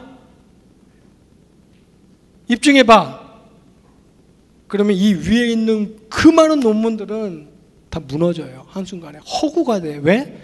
진화론이라는 theory, 이론에서 시작을 했거든요. 근데 이게 그 사람들에게는 제가 좀 전에 말하던 그토록 감각에 자명해. 자기들의 감각에 자명한 거예요. 자기들의 마인드, 자기들의 intelligibility, 여기에는 오류가 자기들이 느낄 때는 오류가 없어 보이는 거예요. 예. 그러나 저는 안 그래요. 저는 믿기지가 않아. 어떻게 무기물이 무생물이 이거보다 자존자 휴먼 빙 말고 아예 다른 빙 자존하는 존재가 있었어요. 성경의 설명. 그리고 그 존재는 인텔리전트예요. 그냥 포뮬라가 아니야. 종교의 신을 포뮬라로 보는 종교가 많잖아요. 이거 바치면 비 내리시고 이거는 안 바치면 비 안 내리고 벌 주시고 이렇게 하면 이렇게. 근데 감사하게도 우리 하나님 포뮬라가 아니야. 인텔리지빌리티가 있고 인기 퍼스널리티가 있고 커뮤니케이션 하는 분이에요. 그래서 그 자존자 디바인 빙이 있었고 이 사람의 그 지능과 이 사람의 능력을 이용해서 이 개체를 만들었다. 이것도 하나 이론이죠. 과학적으로 볼 때 이론이에요. 예. 그런데 아무리 생각해도 저는 이게 더 합리적이고 이 설명이 더 과학적이에요. 그 대다수의 기독교 유신론자 과학자들도 저랑 같은 입장을 취하고 있는 거죠. 그러니까 제가 지금 말하려고 하는 것은 무엇이냐면 인간의 인식체계에서 맨 밑바탕에 있는 이것은 순환 논리를 쓸 수밖에 없어요. 이거는 예외가 없어요. 어떤 무신론자도 맨 밑바닥, 인식의 맨 밑바닥에는 그냥 얘가 이러니까 그런 거예요. 거기서 출발을 하는 거죠. 그런데 기독교인들이 사고의 출발을 태초에 하나님이 천지를 창조하시느라 이거를 우리는 맨 밑바닥에 있는 토대주의의 토대로 삼는단 말이에요. 네? 그리고 최고의 권위는 성경이다. 성경이 모든 것을 아우른다. 우리 여기서 출발을 한단 말이에요. 그럼 비판해요. 그런 순환 논리가 어딨냐. 저는 그 장우한테 하죠. 걔한테 많이 했어요. 걔는 아무 말도 못해. 못하지. 지도 그러는데. 너는 니는 그랬어. 니는 너도 내가 성경에서 출발하고 신존주의에서 출발하는 것처럼 너도 무신론에서 출발하잖아. 신의 무존주의에서도 너 출발하잖아. 그 사람들도 그게 전제거든요. 신이 없다는 것이 과학적 입증이 아니에요. 여러분 흔히 이런 말 하죠. 지금 경영교회 교육국 전도사님인 박현준 전도사님이 별림일 때 저한테 이런 질문을 했어요. 예리한 질문이. 근데 잘했어. 그것 때문에 교육을 할 수 있게 됐죠. 증명 부존재는 실제의 부존재로 전제를 하고 커뮤니케이션을 하지 않습니까? 맞아요. 근데 그거는 어느 영역에서입니까? 여러분 제가 아까도 강조했죠. 자연과학의 영역에서. 자연과학의 영역에서 커뮤니케이션 할 때는 부존재를 증명할 필요가 없어요. 존재를 주장하는 사람이 존재를 증명해야지 부존재를 주장하는 사람에게 부존재를 증명하라 그럴 수는 없어요. 왜냐하면 존재가 입증이 안 됐기 때문에 부존재는 당연한 거예요. 그런데 그거 좋아요. 그게 자연과학의 필드에서 커뮤니케이션 패러다임이지만 제가 아까도 얘기했지만 그 패러다임을 모든 존재 세계, 인간의 실존의 진짜 의미와 같은 그리고 진리가 있는가 없는가, 그 다음에 존재 세계의 모든 영역에 그 패러다임을 적용하는 것 자체가 비과학적인, 무슨 말인지 이해 가시죠? 그거는 그 패러다임을 즐겨 쓰는 사람들도 인정하는 바예요. 그러므로 신존재와 같은 감각할 수 없는, 그죠? 눈에 보일 수 없는 그런 것들의 부존재를 증명하려면 똑같은 선상에 서야 돼요. 나는 신이 존재한다는 것을 전제하고 출발하듯이 당신도 신이 존재하지 않는다는 걸 전제하고 출발하는 거예요. 내가 신의 존재를 자연과학의 방법으로 증명할 수 없듯이 당신도 신의 부존재를 자연과학의 방법으로 증명하지 못해내긴 마찬가지고, 그럼 당신도 신념이고 세계관이고 신앙이지 않느냐. 그 싸움은 지금 계속되고 있는 겁니다. 제 말 무슨 말인지 이해 가시죠? 예. 그리고 또 두 번째 우리가 알아야 될 사항이 6페이지 중간에 보세요. 과학은 열린 체계로서 언제나 한계가 있다. 이건 제가 아까 드린 말씀이죠. 그건 누구나 인정합니다. 과학은 계속해서 수정, 보완 그리고 발전하는 것입니다. 노벨상을 수상한 피터 미더워라는 유명한 과학자가 있어요. 저는 이거 이제 이 사람도 좋아하게 된 게 저 20년 전부터 이거 관심을 갖다가 이런 과학자들을 다 알게 되고 좋아하게 되고 이런 인용문들은 존 레녹스의 책에서 제가 다 갖고 온데, 이 사람이 이런 말을 해요. 이 사람의 요지는 이거야. 과학의 한계가 존재한다는 가장 초보적인 질문에 답할 수 없기 때문일 그럴 가능성이 있다. 과학의 한계. 그 사람이 이렇게 말했네요. 말하자면 모든 것이 어떻게 시작됐는가? 우리는 무엇 때문에 여기에 있는가? 삶의 목적은 무엇인가와 같은 가장 중요하지만 가장 기초적인 질문에 과학은 답하지 못하기 때문에 그것이 과학의 극명한 한계일 수 있다. 이 사람이 이렇게 말을 했고, 리처드 파인만이라는 이 사람 무신론자입니다. 이 사람 근데 노벨 물리학상을 수상한 뛰어난 과학자예요. 6페이지 맨 밑에 보면 이 사람이 이런 말을 했어요. 조사될 수 있는 규칙들이 존재한다는 사실은 일종의 기적이다. 중력의 역제곱 법칙과 같은 규칙을 발견할 수 있다는 것이 모종의 기적이라는 말이다. 어떻게 발견될 수 있는 규칙이 존재하는지 전혀 이해할 수 없다. 과학적으로 이해할 수 없다는 거예요. 발견될 수 있는 어떤 규칙으로 설명할 수 있는 그 어떤 something, 우린 그걸 에너지라고 부르기도 하고 운동력이라고 부르기도 하고, 그럼 우리가 이름 붙인 거예요. 그냥 인류가 에너지, moving 이름 붙인 거지만 어쨌거나 그건 being의 being, 저런 것이 규칙성을 가지고 저기 있다는 것이 이해할 수 없다는 거죠. 하지만 그 규칙들은 나에게 예측의 가능성을 주고 이는 당신이 아직 수행하지 않은 실험실에서 무슨 일이 일어날지를 예상하게 해준다. 얼마나 겸손해요. 무신론자인데 부활과 이런 걸 안 믿지만 과학의 한계를 아는 사람이에요. 인정하는 사람이에요. 그 바로 위에 6페이지 맨 밑에 거 발금 읽었던 바로 위에 보면 루드윅 위켄스타인이라는, 위켄스타인 많이 들어보셨죠? 이 사람도 제가 굉장히 좋아하는 사람이 돌아가셨어요. 20세기의 논리실증주의 철학자인데 이 사람도 무신론자예요. 무신론자인데 이 사람도 굉장히 겸손한 통찰력을 가지고 이런 말을 했어요. 모든 현대적 세계관의 바탕에는 소위 자연법칙들이 자연현상의 설명이라는 환상이 있다. 이 사람은 자연법칙들이 자연현상의 설명이라는 환상이 있다. 현대적 시스템은 마치 모든 것이 설명된 것처럼 보이게 한다 그랬어요. 이 얼마나 겸손하고 정확한 통찰력이냐고요. 무신론자임에도 불구하고.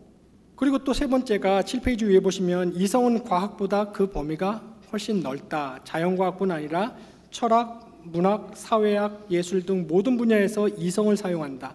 심지어 인간의 의식경험, 이게 요즘에 핫 이슈죠. 뜨고 있죠. 이거 이제 무신론자들이 지금 관심 갖기 시작하는 거. 의식경험, 이거 자연과학이 설명 못해요. 인간의 의식경험이라는 게 있다는 거예요. 요새 뜨고 있는 게 인간의 의식경험이에요. 자연과학이 설명할 수 없는 something, 그냥 something이라고만 해. 모르니까 그 무엇이 있다, 인간이. 그냥 이거 이따 뒤에 나와요.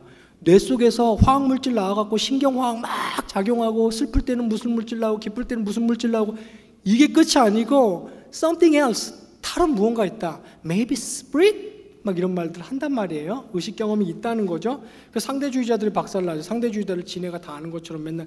상대주의자 제일 좋아하는 게 뭐예요? 코끼리 비유잖아요. 막 기독교, 불교, 유교 놓고 자 싸우지 마. 싸우면 안 돼. 너는 꼬리 만지고 있네. 내가 보니까 너는 코 만지고 있네. 너는 다리 만지고 있네. 다 각자를 근데 결국은 니네는 한 코끼리 얘기하는 거야 이러면서 상대주의를 주장하는 거예요. 다 같은 거야. 네가 다 옳을 수도 있고 틀릴 수도 있어. 요새 이제 그 사람들이 공격받는 게 뭐예요? 니는 어디 만지노? 무슨 말인지 이해 가십니까?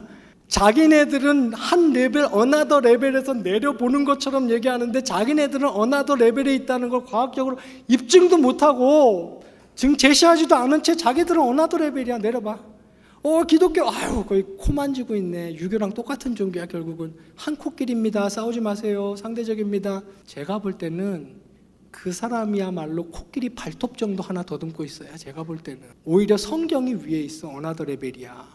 근데 지네가 자기 스스로에게 성경의 권위를 부여했어요. 어쨌거나 이건 여담입니다. 자, 네 번째가 자연과학의 세계와 같이 오감으로 파악되는 세계가 존재의 전부는 아니다. 그죠? 이건 여러분 잘 아시죠? 좀 전에 제가 사랑도 거기 보시면 어떤 면에서 오감으로 확인할 수 없는 존재들이 더 중요하다. 인류가 여러분 진짜 핵심적으로 사용하고 있는 것들이 있어요. 개념들이에요. 보이지 않아요. 증명되는 게 아니야. 뭐냐면 사랑, 아까 제가 제 딸을 사랑하는 거, 정의, 옳음, 틀림, 죄, 공정, 이런 것들은 인간의 감각으로 증명하거나 다룰 수 없는데도 불구하고 인류는 알아요. 이게 핵심이라는 거. 이게 빠지면 인류는 동물의 아마존 밀림과 똑같이 돼버린다는 걸 알아. 그리고 배우지도 않아. 자연스럽게 사용해. 누가 안 가르쳐줘도 그게 나쁜 거 알아. 저는 어릴 때요, 집에서 국민학교 나가면 엄마 아빠가 너 싸우면 안 돼, 빨간불에 건너면 안 돼, 선생님 말 잘 들어, 이런 말은 많이 들어봤는데 나갈 때 한 번도 엄마가 나보고 너 오늘 나가서 사람 죽이면 안 된다 이런 말 한 번도 이만한 백과사전으로 다 감당 못할 잔소리를 했는데 왜 나보고 한 번도 너 오늘 학교 가서 사람 죽이면 안 된다 이런 말은 안 했을까? 그건 말 안 해도 아시겠죠? 그거는 액시엄, 공리 같은 거예요. 공리. 그런 게 있다고요. 근데 자연과학은 마치 그런 게 없는 것처럼 주장을 하거든요. 네.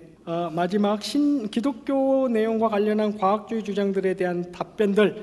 그러니까 기독교 내용과 관련한 과학주의의 주장이에요. 신존재를 믿는 건 망상이다. 이제 과학주의자들이 자주 하는 말이죠. 대표적인 사람이 지그문드 프로이드예요. 프로이드는 잘 아시죠?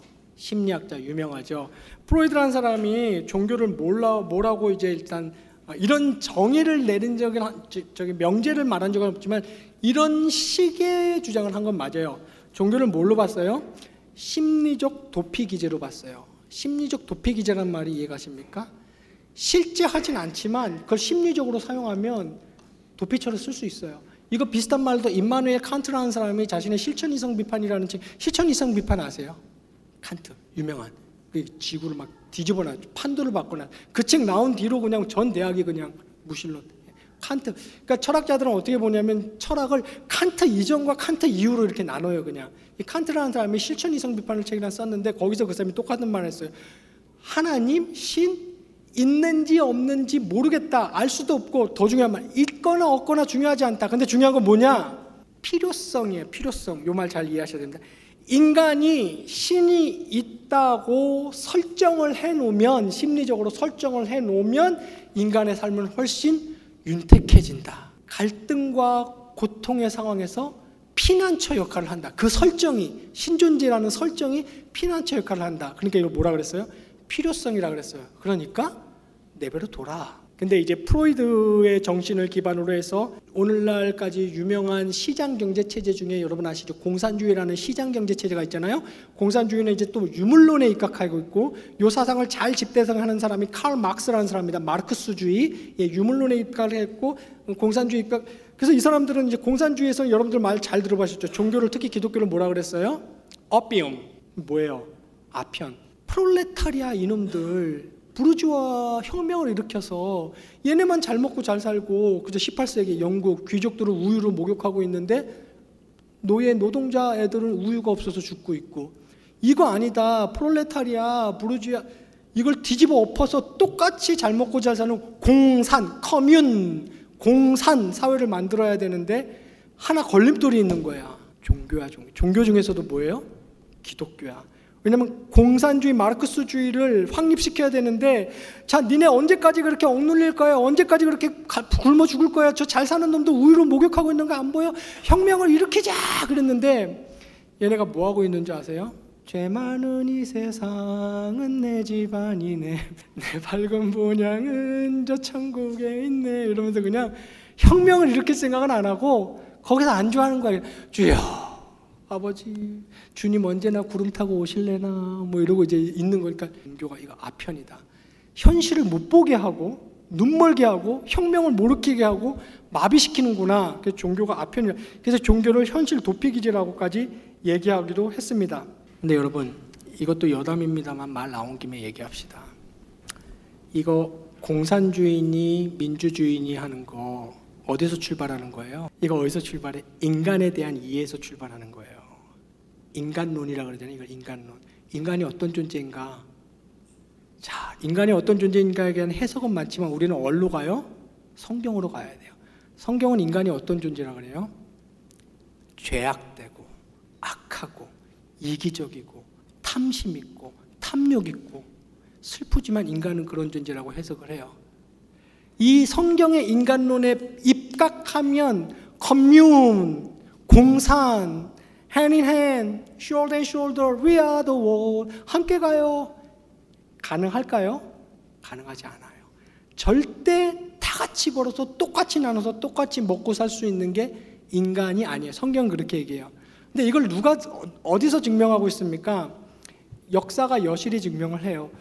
어떤 식으로든 수정공산주의든 간에 어떤 식으로든 공산주의라는 경제체제를 택했던 지구상의 나라들, 동유럽이든 동남아든 아시아든 웬만하면 예외가 있거든요. 역사에는 희한하게 이건 예외도 없어. 그 사람들이 다 같이 공산을 이루고 평등을 이루자고, 이 빈부의 격차를 줄이자고 출발했는데, 인류 역사상 빈부의 격차가 제일 많이 일어났던 경제체제가 뭔지 아세요?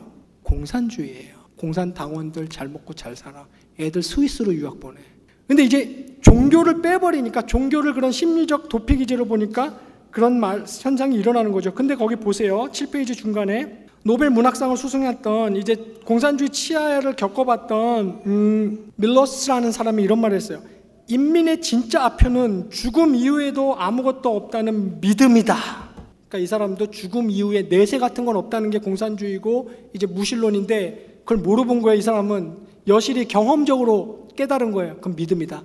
내세는 있는 거예요. 이 사람에겐 죽음 이후에 아무것도 없다는 믿음이다. 우리가 저지른 배신, 탐욕, 비겁한 살인에 대해 심판을 받지 않을 것이라는 생각이 주는 굉장한 위안이다. 아편이죠. 이 사람이 볼 땐 이게 심리적 도피기제에 불과한 겁니다. 이와 같은 무신론을 이제 God Delusion이라는 7페이지 맨 밑에 크라포드상을 쓴 이 사람이 이런 말을 했어요.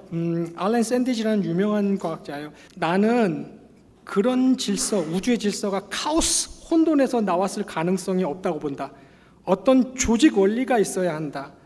신은, 그러니까 이 사람 무신론자예요. 신은 나에게 하나의 미스터리이지만 존재의 기적, 왜 거기에 nothing 대신 무엇이 있는지에 대한 설명이다 그랬습니다.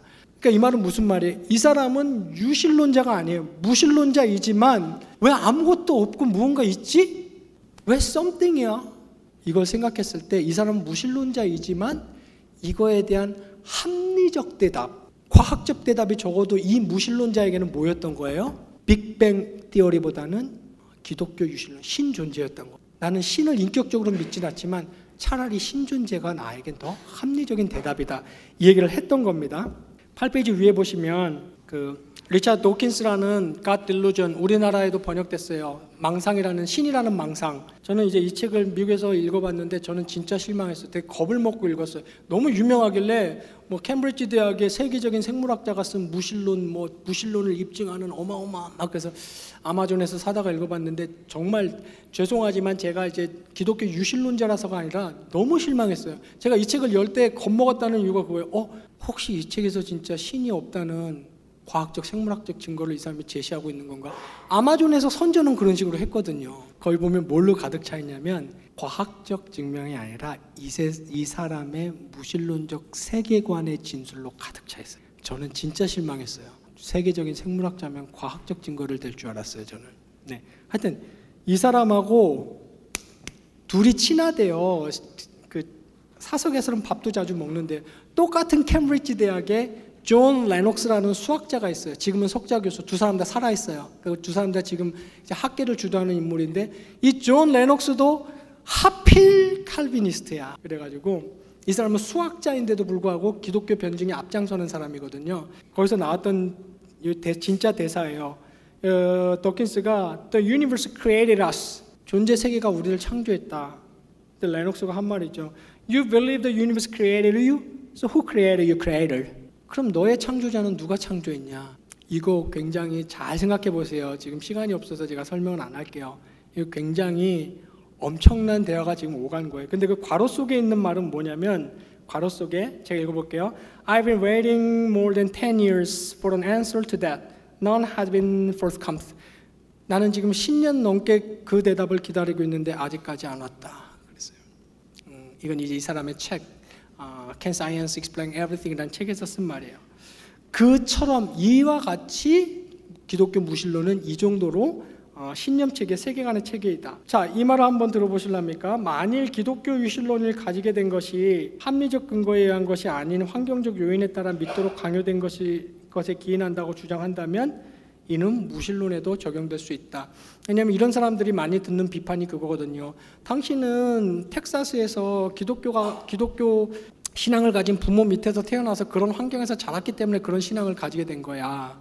레녹스가 똑같이 얘기했어요. 더킨스에게. 당신 어디서 태어났느냐? 어디서 태어났다? 당신 부모는 엄마는 무신론자고 아빠는 자연신론자래요. 커봐라. 그건 당신도 마찬가지다. 그 논리를 나한테 필 거면 당신한테도 그 논리를 펴라. 당신이 실제하는 신을 안 믿게 된 이 슬픈 현실은 당신이 그런 환경에서 태어났기 때문이라고 말한다면 당신은 받아들이겠느냐? 이제 그런 얘기를 한 거죠. 그래서 8페이지 중간에 보시면 과학은 신앙을 요구하지 않는다는 주장도 틀린 주장이다. 자연주의적 무신론자들의 주장과는 달리 무신론과 과학 모두 신앙을 내포하고 있고, 무신론은 하나의 신념체계이고 과학은 믿음이 없이는 수행될 수 없다. 거기 제가 바로 밑에 보시면 폴 데이비스라는 물리학자가 이런 말을 했네요. 과학은 과학자가 어떤 본질상 신학적인 세계관을 채택할 때만 전진할 수 있다. 여기서 말하는 신학적인 세계관이라는 게 뭐 기독교 신학만을 말하는 게 아니에요. 기독교 유신론이 아니라도 좋아요. 신학적인 사고방식을 말하는 겁니다. 과학자가 어떤 본질상 신학적인 세계관을 채택할 때에만 전진할 수 있다. 가장 무신론적인 과학자라도 적어도 부분적으로나마 우리에게 이해 가능한 법칙 같은 질서가 자연 속에 있다는 것은 an act of faith, 믿음의 행위로 받아들인다. 이 사람의 말이 맞아요. 또 비슷한 말, 존 폴킹원의 사람이 밑에 과학은 물리적 세계에 대한 이해 가능성을 설명하지 않는다. 과학의 기초가 되는 faith, 믿음의 일부이기 때문이다. 아까도 우리가 확인했던 거예요. 일단 과학을 시작할 때도 신앙에서 출발을 한다는 거죠. 마지막 이성에 의존하는 실제에 대한 참된 설명, 이성에 의존하는 실제에 대한 참된 설명, 이거 굉장히 복잡하고 어려운 개념입니다. 마지막으로 힘을 내서 집중해서 한번 해봅시다. 자, 9페이지 맨 위에 보세요. 이건 마지막 페이지입니다. 실제 우리가 다루는 본론의 마지막 페이지. 이성은 우주를 창조하지 않았죠. 이건 당연하죠. 그리고 우리는 어떻게 이성에 의해서 실제 하는 것들을 옳게 이해할 수 있다고 단정 지을 수 있는가. 이거 과학자들을 괴롭혔던 철학적 문제죠. 우리는 어떻게 이성에 의해서 실제 하는 것들을 옳게 이해할 수 있다고 단정 지을 수 있는가. 아까 제가 말씀드렸던 아인슈타인 바로 밑에 인용해놨습니다. 아인슈타인이 이런 말을 했어요. 세계에 대한 가장 불가해한 점은 그것이 이해될 수 있다는 거다. 그 밑에 보시면 다윈이 한 말이에요. 이건 이제 윌리엄 그레임이라는 사람한테 그 당시 편지를 보냈던 건데 캠브리지 대학에 보관되어 있답니다. 나에게 항상 무서운 의심이 들곤 하는데 이 말이 중요합니다. 훨씬 저급한 동물의 지성에서 개발된 사람의 지성이 품는 신념이 과연 조금이라도 가치가 있는지 또는 도대체 신뢰할 만한 것인지 나는 모르겠다. 이런 말을 했어요. 자기 진화론에 입각해서 한 말이죠.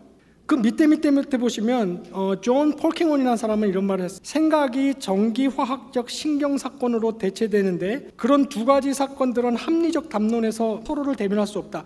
그 사건들은 옳지도 않고 그러지도 않다. 그냥 발생할 뿐이다. 합리적 담론의 세계는 쉴 새 없는 시냅시스의 불합리한 수다 속으로 사라져버린다. 솔직히 말해 그것은 옳을 수도 없고 우리 중 아무도 그렇다고 믿지 않는다. 맨 밑에 있는 토마스 네이글이라는 지독한 무신론자 과학자, 유명한 사람. 나는 하나님이 존재하길 원치 않는다. 그러나 만일 정신 자체가 단지 물리적인 것이 아니라면 우리 입장이죠.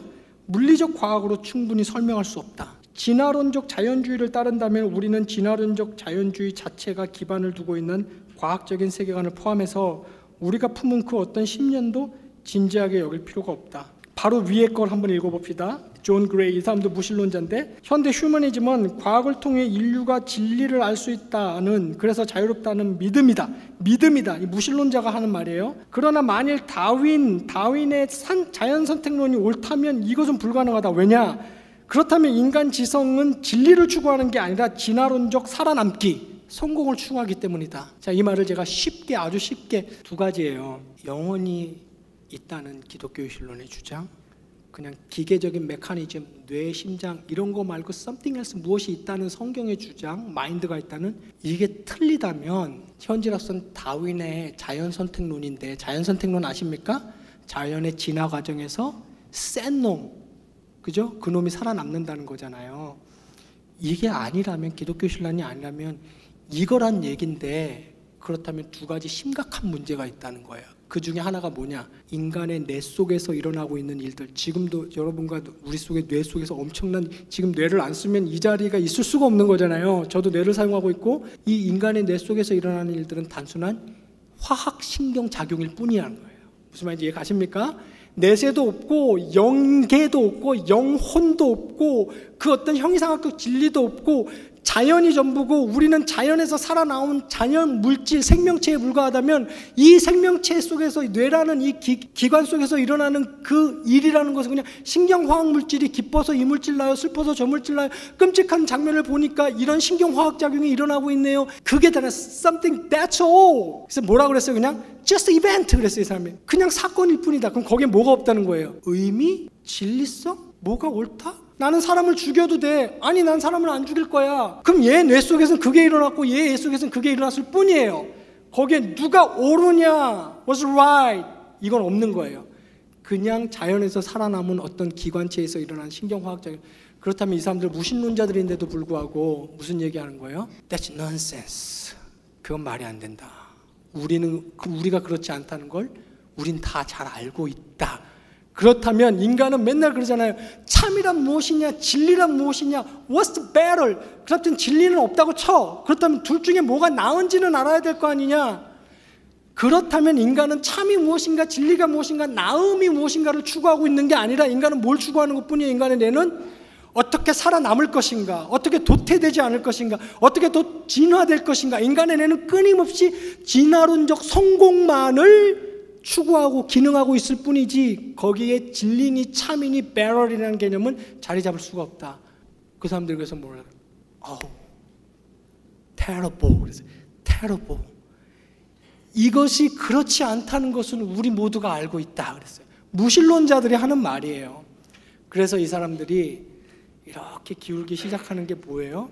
참 이상하게 저는 미안합니다. 이 생각을 할 때마다 눈물이 나요. 왜 눈물이 나냐면 사람은 사도 바울이 맞아요. 그 마음에 신존재를 부인할 수가 없어요. 단지 하나님을 두기.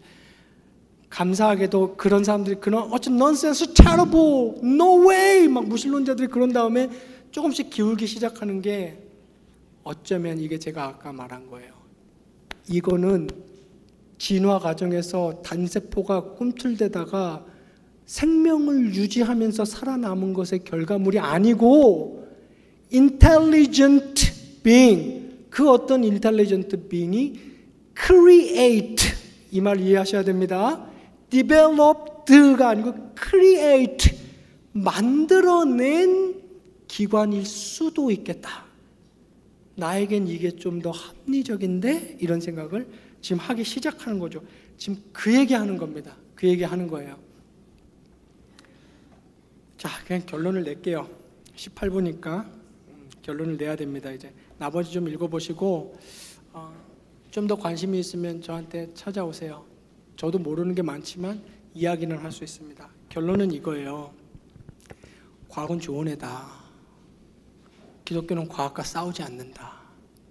기독교와 과학을 싸움 붙인 건 죄성을 가지고 있는 인간이다. 그러므로 과학과 기독교는 호환할 수 있고 서로 상충하지 않고 서로 보완하면서 존재 세계를, 성경은 성경의 길로, 과학은 과학의 길로. 그러나 성경이 아까 여기서 얘기했죠? 성경이 과학 위에서 함께 갈 수 있다. 그러나 인간이 sinful human being, 죄된 인간이 과학을 들어서 성경에 놓으면서 이 구도를 만들었다. 그래서 말인데요. 사실 시간 없어서 지금 넘어간 거죠. 10페이지. 자연법칙은 여러분 잘 들어보세요. 자연법칙은 자연법칙을 설명하고 있을 뿐이지 자연법칙은 절대 자연법칙 밖에서는 어떠한 일도 일어나지 않는다는 것을 얘기하고 있지 않아요. 기적 얘기하는 겁니다. 그러니까 성경은 이걸 자연스럽게 얘기해요. 자연법칙도 있고 그 자연법칙이 자연법칙 밖에 아무런 일도 일어나지 않는다. 자연법칙은 말하지 않아요. 근데 자연법칙 밖에서는 아무런 일도 일어나지 않는다. 예수님이 무리를 걸었다든지 디바인 빙이 휴먼 빙으로 태어났다든지 이런 날은 이런 일은 일어날 수 없어 라고 하는 것은 닫힌 자연법칙의 체계를 가지고 있는 인간이 하는 말이지 자연법칙 그 자체는 자기를 닫아놓은 적이 없다고요. 무슨 말인지 아십니까?